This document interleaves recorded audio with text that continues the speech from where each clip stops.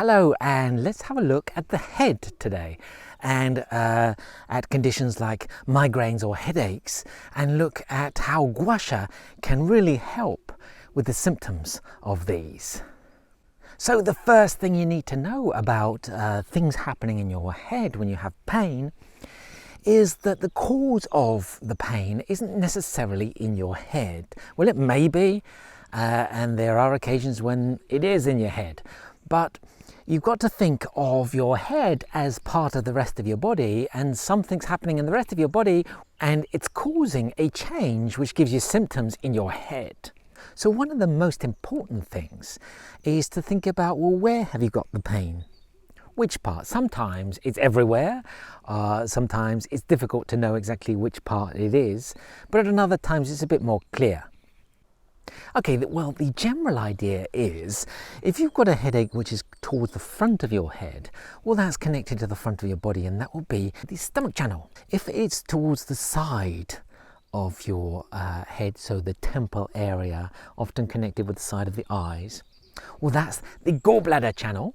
And if it's connected with the back of your head, the occiput, well, that's connected with the bladder channel. Now, this is very, very simplistic, but it's a kind of general rule that you can apply. Well, as to why these are affecting your head, it can be kind of complicated because, for example, if you have a headache at the side of your head, which is kind of connected with the gallbladder channel, then the cause of that might not be just the gallbladder channel. It might be something else which is affecting the gallbladder channel. And so we can't just be too simplistic about the body, because remember, it's a three-dimensional living organism with things going on in all kinds of different directions all the time. And so to just say that you've got some symptoms in your head, oh, that's the gallbladder. Sometimes, if you're extremely lucky, that's the one and that's going to fix it. But often it's a lot more complicated. But it's useful to have little pieces that you can put together, and then you can eventually get to the cause of the problem and fix it. So we're going to actually avoid treating the head right now with gua sha, because the cause often of the headache is not actually in the head, although there are some scalp areas which will affect the head. We're going to avoid them right now.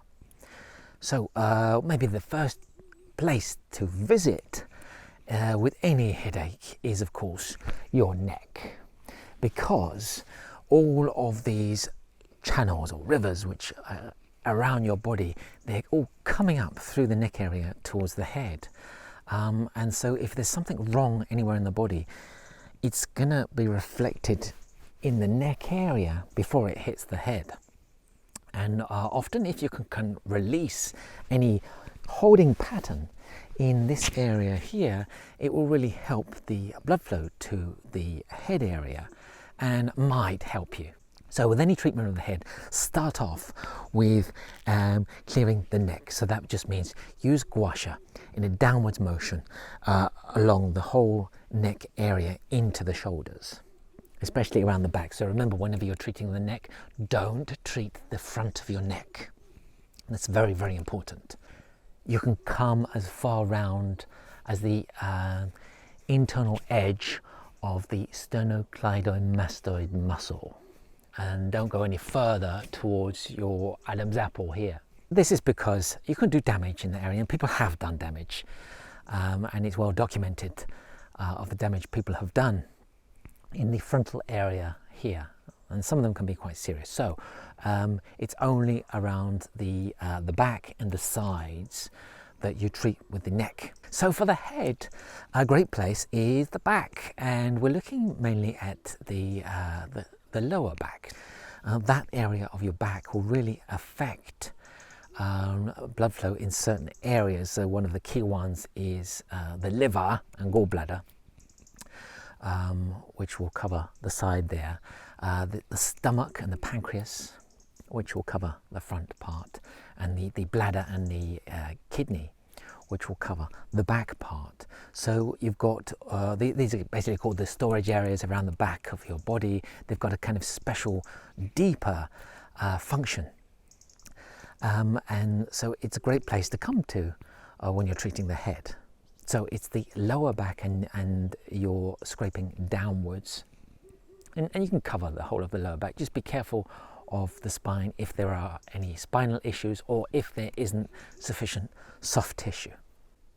So we can come to your hand and the microsystem on the hand, and if we have a look at the middle finger, and you can use the gua sha tool to come up the middle finger, but on all sides of the finger, up to towards the tip. And on the back of your hand, this area where the knuckles are, going right the way across the span of the hand, well, that will be the area of the neck. So this area around here, and then higher up will be the head. So this is a very useful area to get your tool and to make sure that there's no very sore areas. And if there are, push and circle. And also on the second metacarpal bone. Now the head is basically the knuckle of the index finger. And if you just come towards the bend of the bone, that's where the neck is, and the head area is just above that. So if you can look and see, is there a sore area there? And the idea here is not to do the standard gua sha scraping, but to push and circle, and also twist, which is another technique. Twist in there, and as you're twisting, you're actually pushing with the tool. It gives a lot more force, but without any effort. And you can hold the pressure in that place. So that's the hand. So you've got going up the middle finger, across the knuckles, and the neck area on the second metacarpal bone. Another area is at the top of your sternum, at the manubrium. So if we look at the idea of holographic gua sha, the body is actually on your chest, and the head area is at the manubrium, which is at the top of the sternum. And so if you feel down the soft tissue of your neck until you reach the bone, that's where it begins. And basically look around that area for sore places. And if there are sore places, it's the same thing as always. Light scraping, push, circle, and also twist. So another area is your ear, and with your ear, the head area is the lobe, so that's the part hanging down at the bottom. And have a look in that area to see if there are any sore areas. Use your tool, but use the narrow end, and then keep pushing until you find a place. A great thing to use when you're looking for points on the ear is to get a matchstick. And just push with a matchstick, and when you hit a sore area, ouch, it hurts. But it's quite useful because it's very thin and it's easy to find. So we looked at the hand, and we talked about the knuckles of the hand. You do the same with the feet, and scrape up each of the toes in your feet from the joints, and do it on the bottom of your foot and the dorsum of your foot, and also the area at the side of the big toe. And again, you can probe around and look for sore areas, and it's particularly at the joint of the big toe at the side of the foot. So it's basically on the inside of the foot where the big toe is, and come around and then look around the whole bony area there, and you're looking for sore areas. So if you remember, we talked about if it was on the front of the head, it's the stomach and the pancreas. If it's at the side of the head, well, it's more the gallbladder and the liver. And if it's the back of the head, well, it's more the bladder and the kidney. And so there we have an idea of which of the channels to target when you have a headache. So if the headache was at the side of your head, if you've got a headache in the temple, particularly also if it affects one side or if it affects your eye, then think gallbladder and liver. So if it's gallbladder and liver, immediately think the side of your body. So that will be the gallbladder all the way down the side of your body. And if it's the liver, think about the inside of your leg, and you're coming up the inside of your leg from your big toe. And then if it's the front of your forehead, think stomach and pancreas. So that's coming down the front of your body, all the way down to your middle 3 toes. And then the pancreas will be coming up pretty much the same area as the liver. And so the liver and the pancreas, you're kind of doing the same thing with both of those.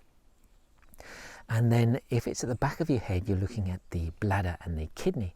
And so it's the back of your body. So think about going down the back of your body, which is why doing the back is so good, because it will really affect the back of your head and resolve some of the problems.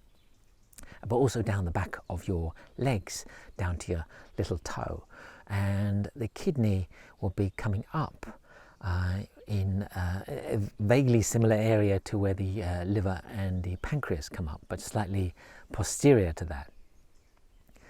And certainly with all of the yin channels coming up the inside of the leg, the kidney, the pancreas and the liver, they're pretty close to each other.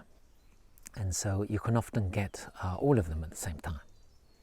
So if you suffer from headaches, then you just have to think about what's happening in the body, where things are coming, and how the relationships are with where it is in your head and the pattern, and there's all kinds of things, the time of day, the trigger, the intensity of the pain, the length of the pain. It goes on for a long time. So it's not incredibly simplistic. It is complicated, but there are certain principles, and if we start with the big principles, it's a great place to start. Later on you can come to the more finer points to find out what's going on.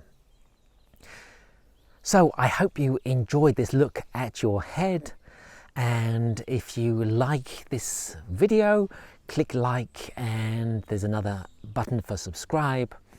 And keep coming back, because I keep appearing in the forest and doing videos like this. So take care.